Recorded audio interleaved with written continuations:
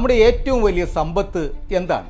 മിക്കവാറും എല്ലാ തത്വശാസ്ത്രങ്ങളും മതങ്ങളും ബുദ്ധിജീവികളും ചരിത്രാതീത കാലം മുതൽ അന്വേഷിക്കുന്നതും ഇന്നും ഒരു പ്രഹേളികയായി അവശേഷിക്കുന്നതും ഈ ചോദ്യത്തിൻ്റെ ഉത്തരമാണ്. 1,00,000-ഓളം വ്യത്യസ്ത സ്വഭാവമുള്ള ജീനുകൾ മനുഷ്യ ശരീരത്തിൽ ഉണ്ടാകുമെന്നും അവയിൽ വെറും 47 എണ്ണമേ നമ്മളിൽ ഓരോരുത്തർക്കും ഉള്ളതെന്നും അവയുടെ മിക്സിങ്ങിൽ നമ്മുടെ ശരീരവും മനസ്സും സ്വാഭാവികമായും തികച്ചും വ്യത്യസ്തമായിരിക്കുകയും ചെയ്യും. ഇന്ന് ഈ സത്യം ശാസ്ത്രം അംഗീകരിച്ചു കഴിഞ്ഞിരിക്കുന്നു. ഇന്ന് ഈ 47-ൽ 23 എണ്ണവും നമുക്ക് അമ്മയിൽ നിന്നും അച്ഛനിൽ നിന്നും ലഭിക്കുന്നതാണ്. ഇനി ബാക്കിയുള്ള ഒരെണ്ണത്തിന്റെ ഉറവിടം സയന്റിസ്റ്റുകൾ എവിടെയാണെന്ന് കണ്ടെത്താൻ ഇരിക്കുന്നതേ ഉള്ളൂ. തൽക്കാലം എളുപ്പത്തിന് വേണ്ടി ദൈവം തന്നതാണെന്ന് നമുക്ക് പറയാം.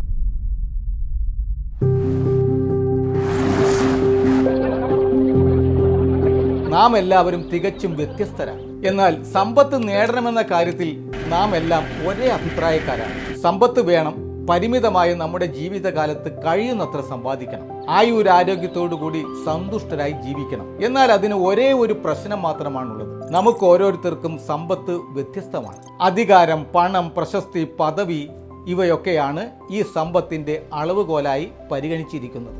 എന്നാൽ ഇവയിൽ സമ്പത്തിനെ ഒതുക്കുന്നത് അത്ര ശരിയല്ല എന്നതാണ് വാസ്തവം. ചില സത്യമായ കഥകൾ പറയാം, എന്നിട്ട് നമുക്ക് സ്വയം തീരുമാനിക്കാം നമ്മൾ എത്രത്തോളം സമ്പന്നരാണെന്ന്. ഒരു മുത്തശ്ശിയുടെ 90-ാം പിറന്നാൾ ആഘോഷം. ചടങ്ങിൽ പങ്കെടുക്കാൻ അവിടെ അവരെക്കാൾ പ്രായം കൂടിയ 3 അമ്മൂമ്മമാർ കൂടി ഉണ്ടായിരുന്നു. വാർദ്ധക്യ സഹജമായ പഞ്ചേന്ദ്രിയങ്ങളുടെ പ്രവർത്തനക്ഷമതയിലെ കുറവല്ലാതെ മറ്റൊരു അസുഖവും അവർക്കാർക്കും ഉള്ളതായി കണ്ടില്ല. ഏതാണ്ട് 10-40 വയസ്സ് പ്രായമുള്ളവർ അവർ തങ്ങളുടെ പ്രഷറിനെ കുറിച്ചും ഷുഗർ, കൊളസ്ട്രോൾ, ഹാർട്ട്, വ്യായാമം, ഭക്ഷണം, കലോറി, സോഡിയം ഇങ്ങനെ തുടങ്ങിയ വിഷയങ്ങളെക്കുറിച്ച് സംസാരിച്ചുകൊണ്ടിരിക്കുകയാണ്. നാട്ടിലുള്ളതും വിദേശത്തുള്ളതുമായ ഡോക്ടർമാരെക്കുറിച്ചും ആശുപത്രികളെക്കുറിച്ചും അവരുടെ മിടുക്കിനെക്കുറിച്ചും പ്രശസ്തിയെക്കുറിച്ചും അവരുടെ ഫീസിനെക്കുറിച്ചും താരതമ്യം ചെയ്യുകയും അതേക്കുറിച്ച് ഓർത്ത് ടെൻഷൻ അടിച്ചു നിൽക്കുന്ന ഏറെ പേർ. എന്നാൽ പ്രായമേറിയ ആ 3 പേരും ഗൗരവമായി ചർച്ച ചെയ്തുകൊണ്ടിരിക്കുന്നത് ഏറ്റവും പുതിയ ടെലിവിഷൻ സീരിയലുകളെക്കുറിച്ചും കഥാപാത്രങ്ങളെക്കുറിച്ചും അവരുടെ കഷ്ടപ്പാടുകളെക്കുറിച്ചുമായിരുന്നു. അവരുടെ സംഭാഷണം ശ്രദ്ധിച്ച ഒരു ഡോക്ടറായ പേരക്കുട്ടി അത്ഭുതത്തോടെ അവരുടെ ഈ ആരോഗ്യത്തിന്റെ രഹസ്യം മോസ്റ്റ് മോഡേൺ ടെക്കി ശൈലിയിൽ പരതി. ഭക്ഷണം, ഉറക്കം, രോഗങ്ങൾ, മരുന്നുകൾ, ആക്ടിവിസ്റ്റുകൾ, പാരമ്പര്യം എല്ലാം തിരക്കി ചാർട്ടുണ്ടാക്കി. ബർത്ത്ഡേ ആഘോഷിക്കുന്ന മുത്തശ്ശി ഉൾപ്പെടെ പ്രായമായ 4 പേർക്കും 4 സവിശേഷ സ്വഭാവങ്ങൾ ഉണ്ടായിരുന്നു. ഒന്നാമത്തേത് രുചിയുള്ള നല്ല ഭക്ഷണം ഇഷ്ടമാണ്. വയറ് നിറയെ കഴിക്കും. പണ്ടത്തെ അത്രയും കഴിക്കാൻ വയ്യ, എന്നാലും സാരമില്ല, കിട്ടുന്നതൊക്കെ സുഖമായി തട്ടും. 2, ഫോണിൽ സംസാരിക്കുകയാണ് പ്രധാന ഹോബി. കാഴ്ച കുറവായതിനാൽ ലാൻഡ് ലൈനിലാണ് പ്രിയം. പ്രിയപ്പെട്ടവരുടെ നമ്പറുകളും അവർ ഫ്രീ ആയി ഇരിക്കുന്ന സമയവും കാണാപ്പാടമാണ്. വീട്ടിലെ മക്കളും കൊച്ചുമക്കളുമെല്ലാം രാവിലെ 9-ന് മുമ്പ് തന്നെ സ്കൂളിലും ഓഫീസുമായി സ്ഥലം വിടും. 3-4 മണി വരെ സുഖമാണ്, യാതൊരുവിധ ശല്യവുമില്ല. Phone free. മിക്ക ദിവസവും സംസാരം നിലയ്ക്കാതെ തുടരും. തൻ്റെ പ്രായക്കാരായ എല്ലാവരുടെയും വിവരം അപ്ഡേറ്റ് ചെയ്യും. കമന്റുകൾ പരസ്പരം കൈമാറും, ചിരിക്കും, ഒരുപാട് നിർദോഷമായ പരദൂഷണം പകരും. 3-മത്തേത് കഴിയുന്നത്ര നേരം എല്ലാവരും TV കാണും. സ്വന്തം മുറിയിൽ ശല്യമില്ലാതെ കാണാൻ TV സെറ്റുണ്ട്. പ്രോഗ്രാമുകളിൽ സീരിയലാണ് പ്രിയം. 2-മത് സിനിമയും. ഭക്തിസാന്ദ്രമായ സിനിമകൾ തന്നെ വേണമെന്ന് നിർബന്ധമൊന്നുമില്ല. 4-മത് ദിവസവും ദേവാലയത്തിൽ പോകും. അവിടെ സ്ഥിരം ഭക്തജന കൂട്ടുകാരുണ്ട്. അവരുമായി കാണും, സംസാരിക്കും. ഇക്കഥ ഡോക്ടർ ടെക്കി മറ്റൊരു മുതിർന്ന ഡോക്ടറോട് പറഞ്ഞപ്പോൾ അദ്ദേഹം സമാധാനിപ്പിച്ചു.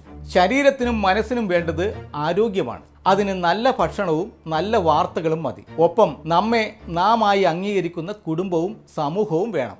മറ്റൊരു കഥ കൂടി പറയാം. അബ്ദ് അൽ റഹ്മാൻ മൂന്നാമൻ്റെ ജീവിതകഥ.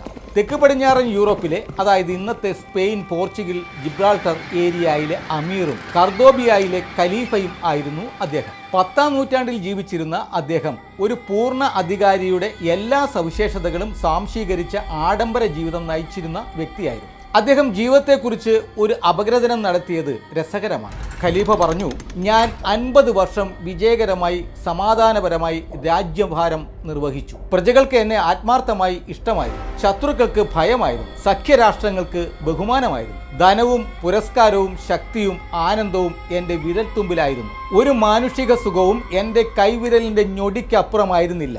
സ്വപ്നങ്ങൾക്കപ്പുറത്തെ സ്വർഗീയ സന്തോഷം കിട്ടാനുള്ള എല്ലാ സൗകര്യവും എനിക്കുണ്ടായിരുന്നു. പക്ഷേ ഞാൻ കണക്ക് കൂട്ടി നോക്കി. എൻ്റെ ഈ 50 വർഷത്തിൽ എത്ര നാൾ എനിക്ക് യാഥാർത്ഥ്യവും കറയില്ലാത്തതുമായ സന്തോഷം കിട്ടിയെന്ന്. അത്ഭുതം, അത് വെറും 14 ദിവസം മാത്രമായിരുന്നു. അബ്ദ് അൽ റഹ്മാന്റെ പ്രശ്നം അദ്ദേഹം വിചാരിച്ചതുപോലെയോ കണക്ക് കൂട്ടിയതുപോലെയോ സന്തോഷമായിരുന്നില്ല. അത് കഷ്ടത അനുഭവിക്കുന്നവർക്കൊപ്പം ആശ്രയമായി നിന്നപ്പോഴാണ്. സത്യത്തിൽ ആ ദിനങ്ങൾ ദുഃഖത്തിൻ്റെതായിരുന്നു. ദുഃഖമെന്ന് പറയാൻ പറ്റില്ല, ഒരു സന്തോഷമില്ലായ്മ. എന്നാൽ ആ പാവങ്ങളുടെ ദയനീയതയ്ക്കിടയിലും അവരുടെ കണ്ണുകളിൽ നിന്ന് പ്രവഹിച്ച പ്രകാശം, അത് തനിക്ക് വേണ്ടുവോളം അനുഭവിക്കാൻ കഴിഞ്ഞു. അത് നൽകിയ സംതൃപ്തി, ആത്മനിർവൃതി പറഞ്ഞറിയിക്കാൻ കഴിയുമായിരുന്നില്ല. ശ്രദ്ധിച്ചു നോക്കിയാൽ നമ്മുടെ എല്ലാവരുടെയും സ്ഥിതി ഇത് തന്നെയാണ്. സന്തോഷക്കുറവും ദുഃഖവും നാം ഒന്നുപോലെ കാണുന്നു. കുഴപ്പം നമ്മുടെ സന്തോഷം എന്താണെന്നതിനെക്കുറിച്ചുള്ള കണക്കുകൂട്ടലാണ്. പാരമ്പര്യമായി നമുക്ക് ലഭിച്ച വിജ്ഞാനവും പിന്നെ നാം പഠിച്ച പുസ്തകങ്ങൾ കൈമാറിയ അറിവും കൂടി നമ്മുടെ സന്തോഷത്തിന് ഒരു രൂപം നൽകിയിരിക്കുകയാണ്. നാം ഓരോരുത്തരും ആ സന്തോഷം കിട്ടാൻ വേണ്ടി ആർത്തിയോടെ ഈ വിജ്ഞാനം ആവുന്നത്ര വിളമ്പിക്കൊടുക്കുകയാണ്. അത് ലഭിക്കാത്തപ്പോൾ നമുക്ക് ദുഃഖമുണ്ടാകുന്നു. വെളിച്ചം ദുഃഖമാണ് ഉണ്ണി, തമസല്ലോ സുഖപ്രദം എന്ന് പോലും ചൊല്ലിക്കളയും. മുൻ അമേരിക്കൻ പ്രസിഡന്റ് ഫ്രാങ്ക്ലിൻ റൂസ്വെൽറ്റ് പറയുന്നത് ഇങ്ങനെയാണ്: മനുഷ്യൻ വിധിയുടെ തടവുകാരനല്ല, അവൻ്റെ തന്നെ മനസ്സിൻ്റെ തടവുകാരനാണ്. പ്രിയപ്പെട്ടവരെ, നിങ്ങൾ നിങ്ങളുടെ മനസ്സ് തീർത്ത ആ തടവറയിൽ നിന്നും എത്രയും വേഗം പുറത്തു കിടക്കാൻ ശ്രമിക്കുക. ഇനിയുള്ള കാലമെങ്കിലും സന്തോഷകരമായി സുഖകരമായി ജീവിക്കുക. Good bye.